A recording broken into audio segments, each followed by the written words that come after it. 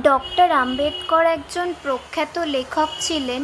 অস্পৃশ্যতা এবং সামাজিক বৈষম্যের বিষয়গুলি নিয়ে কোন সাহিত্যকর্মকে তার শ্রেষ্ঠ রচনা হিসেবে বিবেচনা করা হয়?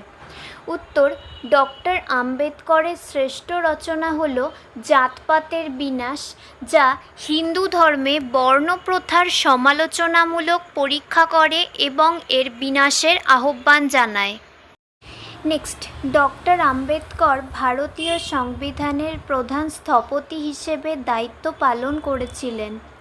ভারতীয় সংবিধান কোন সালে গৃহীত ও প্রণীত হয়েছিল? উত্তর: ভারতীয় সংবিধান গৃহীত হয়েছিল 26শে জানুয়ারি 1950 সালে, যেদিন ভারত একটি প্রজাতন্ত্র হিসেবে আত্মপ্রকাশ করে। নেক্সট, ভারতীয় রিজার্ভ ব্যাংক গঠনে ডক্টর আম্বেদকর কী ভূমিকা পালন করেছিলেন?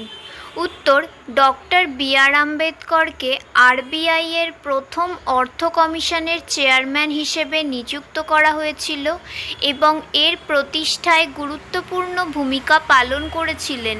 ভারতের কেন্দ্রীয় ব্যাংকিং ব্যবস্থার ভিত্তি স্থাপনে সহায়তা করেছিলেন।